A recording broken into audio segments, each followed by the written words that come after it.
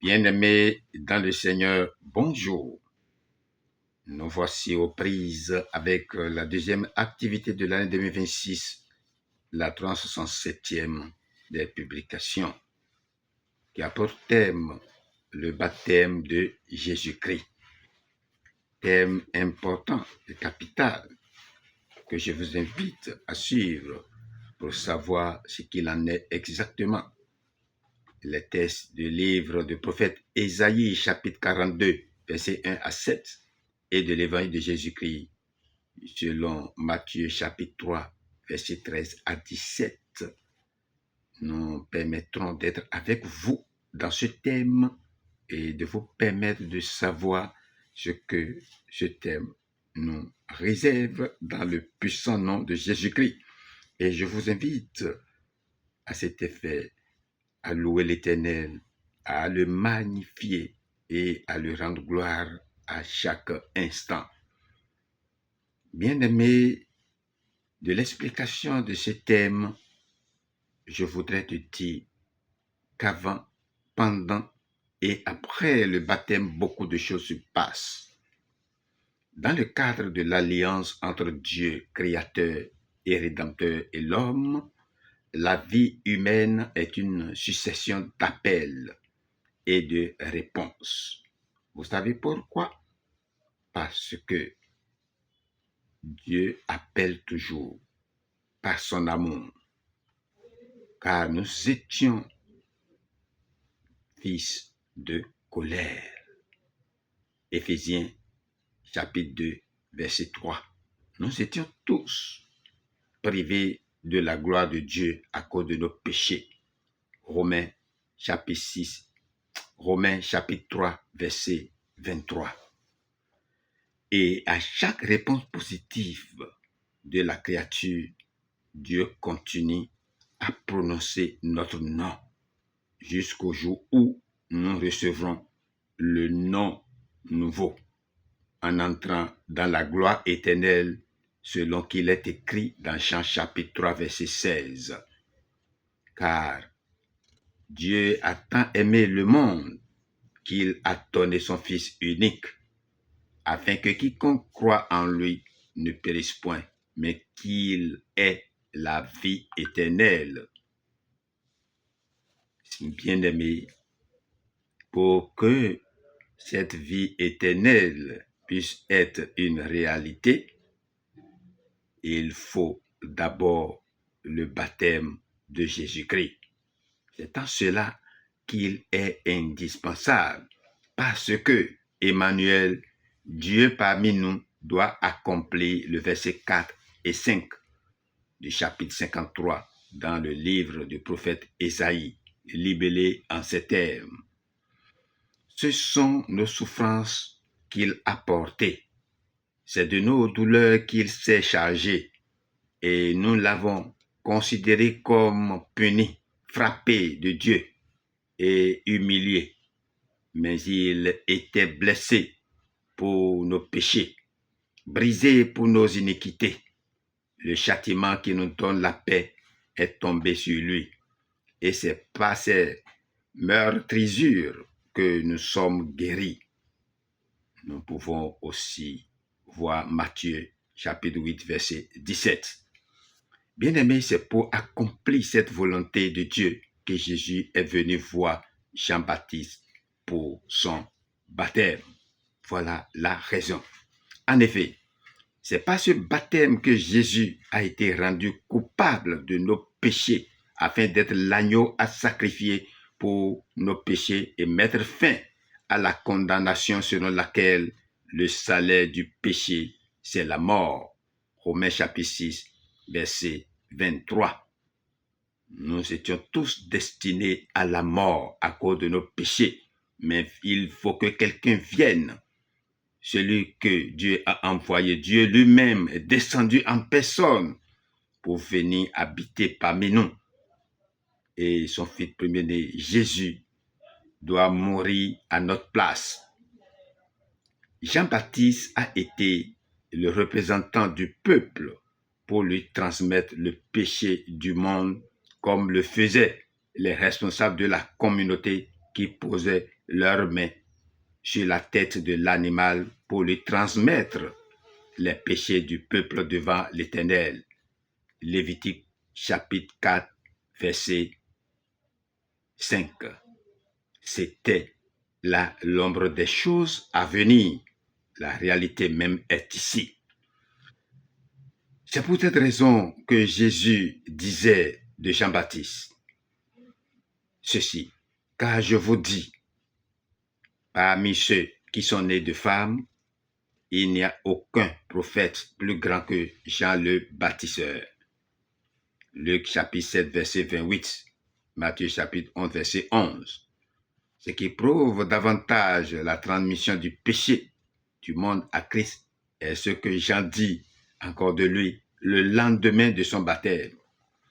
Lorsqu'il vit Jésus venant à lui, il dit, « Voici l'agneau de Dieu qui ôte le péché du monde. » Jean chapitre 1, verset 9.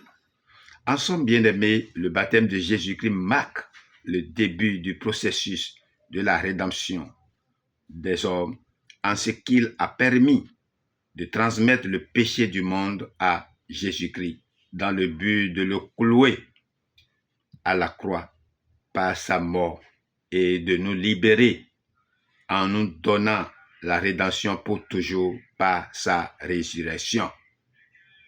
Bien-aimés, voilà un peu détaillé la signification du baptême de Jésus-Christ.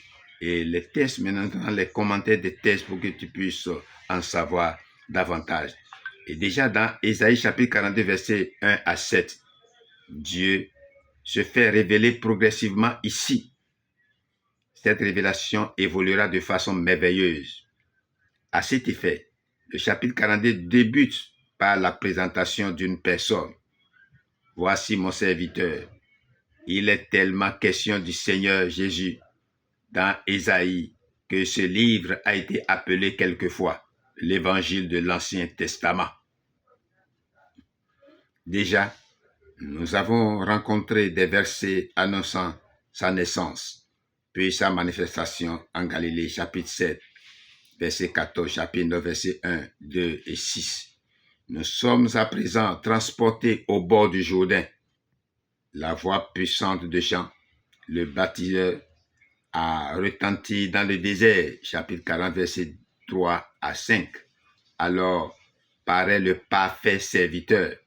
Et aussitôt, selon la promesse que nous avons ici, Dieu met son esprit sur lui. Sous l'apparence d'une colombe, le Saint-Esprit vient demeurer sur le bien-aimé en qui le Père trouve son plaisir. Verset 1, Matthieu chapitre 3, verset 16-17. Oint de l'Éternel, oint de l'Esprit Saint et de puissance. Il commence alors son ministère infatigable de grâce et de vérité. Verset 1 à 4, cité en Matthieu chapitre 12, verset 18. De Matthieu chapitre 3, verset 13 à 17, on comprend que Jean soit bouleversé quand celui dont il ne s'estimait pas digne de porter les sandales se présente à son tour pour être baptisé par lui. Mais nous entendons au verset 15 la première parole prononcée par Jésus dans cet évangile. Laisse faire maintenant. L'homme n'a su faire que le mal.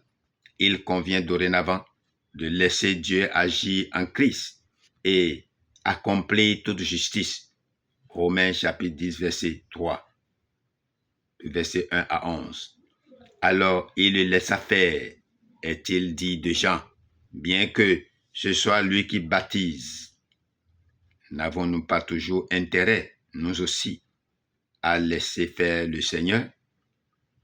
Jésus remonte aussitôt de l'eau, car il n'a, lui, rien à confesser. Il est saint. Contrairement à notre baptême où nous confessons nos péchés, lui n'a rien à confesser. Voilà, et qui montre que c'est le contraire de notre baptême que lui a reçu. Lui a reçu nos péchés. Et aussitôt, voici le ciel qui s'ouvre pour lui rendre un double témoignage. Le Saint-Esprit descend sur lui comme l'huile de l'onction qui jadis désignait le roi. 1 Samuel chapitre 16, versets 11 à 13. En même temps, il reçoit de son Père une douce parole d'amour et d'approbation. Et il nous te demande en ce moment précis que toi aussi qui es déjà baptisé, as-tu eu les mêmes messages que Christ, car c'est le chemin qu'il a tracé. Lui qui a pris sur nous nos péchés pour nous libérer, pour que nous soyons désormais saints. Est-ce que nous avons nous-mêmes, lors de nos baptêmes, reçu cet Esprit Saint? Pour qu'il en soit ainsi, notre baptême doit être juste. Notre baptême doit produire le fruit qu'il a produit pour Jésus-Christ.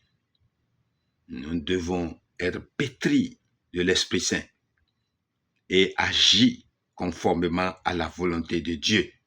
Voilà tout ce qu'il lui a accompli. Et nous-mêmes devons également accomplir notre ministère de façon inlassable. Si nous avons l'Esprit Saint, tout est permis, tout est accompli.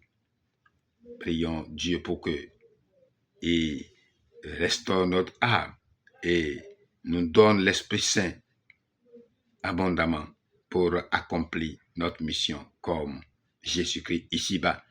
C'est pourquoi ce cantique 148 du Yoruba, heureux ce jour de mon choix pour Dieu, ce jour où mes péchés ont été lavés, ce jour où j'ai reçu la vie éternelle en Jésus-Christ.